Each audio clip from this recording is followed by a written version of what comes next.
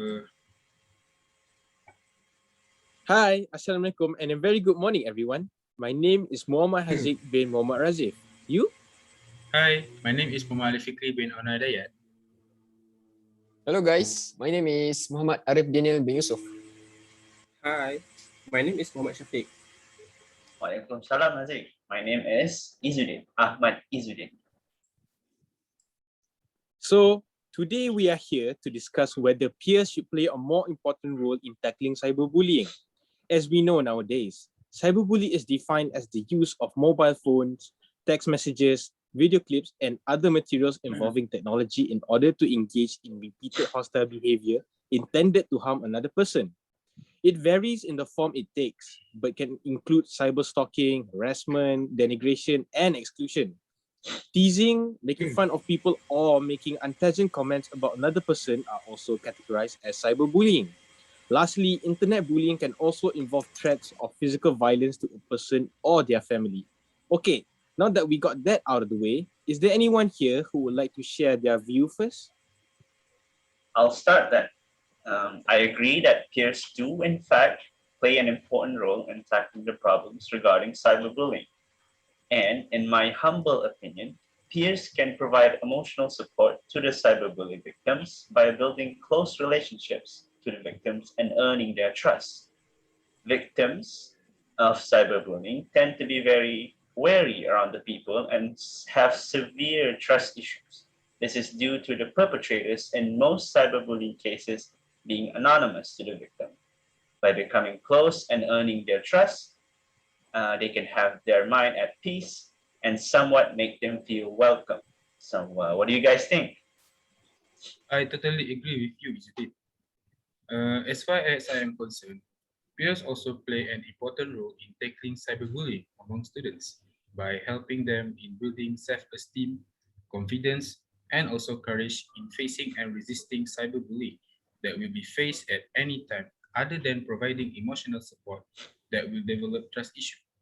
Besides, any form of help or influence from peers also greatly helps the victim in preventing cyberbullying.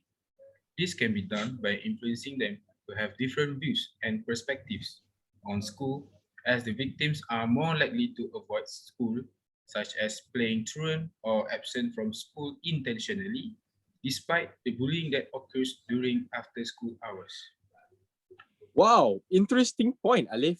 So, what you're saying is that peers can help the victim by building their self-esteem and confidence other than developing the victim's trust issue. Syafiq, what's your opinion about this? Okay, in my opinion, both of you, Izzuddin and Aliff, gave very valid points. You guys stated that peers must form some sort of trust issue and also must influence the victim to prevent the cyberbullying, and I completely agree with that. From my point of view, peers should be advise the victim to make a report regarding the cyberbullying crime that had happened to him or her by contacting any responsible party. For instance, make a report to police if they feel the law had been broken and they could learn about the legal resources available to them. The police will then investigate the cause of the problem and will bring ahead the cause into the court. Because of this, the victim can fight for the justice toward themselves. What about you, Haziq? Well, I see things a bit differently. In my humble opinion, I think that schools play a bigger role than peers in overcoming cyberbullying. Excuse me, could you explain further on your opinion just now? What I'm trying to say is, schools have some power to regulate the conduct of pupils when they are off-site, including the right to confiscate mobile phones and other items. For instance, in Japan, the Ministry of Education, Culture, Sports, Science and Technology guidance reports on the specific issue of chain emails, in which a person sends a derogatory email and urges the recipient to forward the message to a number of others.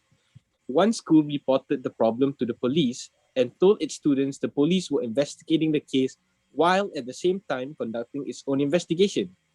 The school was able to identify the student who sent the first email in the chain. As of these as of these examples indicate, schools have a critical role to play in the protection of children by invoking the law where appropriate. Arif, You have been very quiet. Do you have anything to add or comment about this? Yes, actually, I do. I agree with the point that schools play an important role in fighting against cyberbullying because we know that schools are in the best position to counter this problem. So I feel the same with Haziq's opinion, which is schools have a crucial role to play against cyberbullying. Arif, I hear that you're saying that a school have crucial role to play against the cyberbullying. Could you be more specific? All right, Syafiq. What I'm saying is that schools have the power to prevent this issue by creating the safest e-learning environment as possible. Hence, teachers can provide a training program on how to stay safe in virtual worlds. For instance, schools can run a campaign or program that will teach the students to overcome cyberbullying. This will then help the students to feel safe knowing that they have teachers and the school watching over them.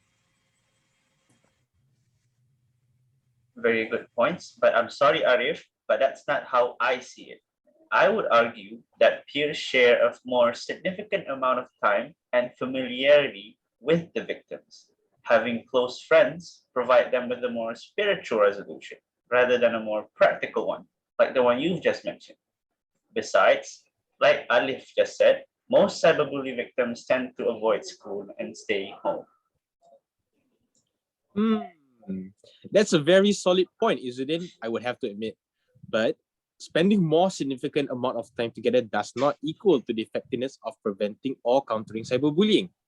I still stand with my point that schools have more power and control to prevent cyberbullying. Earlier just now, Arif gave a very good point talking about how schools can prevent cyberbullying by developing a good system for students to avoid cyberbullying.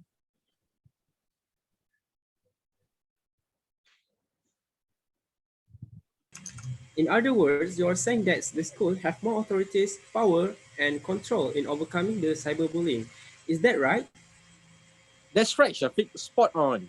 Furthermore, I think parents can also help prevent cyberbullying, don't you think? Parents can keep a close eye on their children's activities on the web and be alert to any changes in the behavior that might indicate to any emotional distress. That's quite good idea. However, it raises a different focus from what we are currently discussing. So let's get back to our main focus, which is that schools have a greater capability in preventing the cyberbullying act. So the point which has been given by Haziq just now was right. Well, to me at least, it is because the authorities that schools have is more significant than peers. Therefore, an effective way can be taken by school authority by enforcing their school's law in creating session for the students. Hence, this cyberbullying issues can be reduced. Based on the data taken, many educators in the UK and Japan consider that training students and teachers in e-safety is a more effective approach than relying only on section. For example, I'm sorry, Arif. Would you mind if I interrupt? hang on a second. Let me just finish this first. For example, the Ishikawa Prefectural Board of Education has dedicated to computers and 2 cell phones at its office in Kanazawa and launched a special team that includes 8 teachers to monitor Gakko Ora Saito, which is one of the bulletin boards in the school. All right, what do you want to say just now, Aliff? Oh, after I heard your explanation, I think that schools also play an important role in preventing the cases of cyberbullying because schools have the power and oversight in combating these cyber attacks or cyberbullying on school students. However, peers are also individuals that are closer to the students in school and play just as big of a role as the authorities in school in dealing with these cyberbullying attacks. I'm on the same page as Aliff with this one. Arif, both you and Haziq have made sound arguments. I agree that authorities in school do play the larger role in tackling this issue. They have the greater power and influence, allowing them to help more cyberbullying victims and can even commit a campaign at a larger scale. They bear the majority of responsibility. However, a fair amount of that responsibility also goes to peers, giving support and companionship to the victims. And this also contributes to the cause. Therefore, I still stand with my view that peers do help in tackling this issue we're discussing, but I believe these two factors go hand in hand. My personal My personal opinion on the discussion is that I partially agree with my point, which is peer our responsibility to prevent cyberbullying by giving an advice to the victim to give him or her an opportunity to fight for his or her justice. However, I had heard all the opinion from Haziq and Arif. Now it is clear that schools play more important role than peers. So, in my opinion, the counseling teacher in the school could be an alternative for the peer and still could give the same positive impact towards the victim, same as the peer support. Oh, I see. Those are quite valid points. I guess I can partially agree that peers do have an advantage when it comes to being socially closer towards the victim due to the relationship they have. But don't get me wrong, although that might sound convincing, I still believe that schools are superior when compared to peers in preventing cyberbullying. With that being said, including me, I think it is safe to say that the three of us are against peers in overcoming cyberbullying. Instead, we are supporting schools in overcoming cyberbullying. In a nutshell, schools have a higher authority to prevent cyberbullying. That's all from us, and hopefully we can all reach the same understanding. So thank you.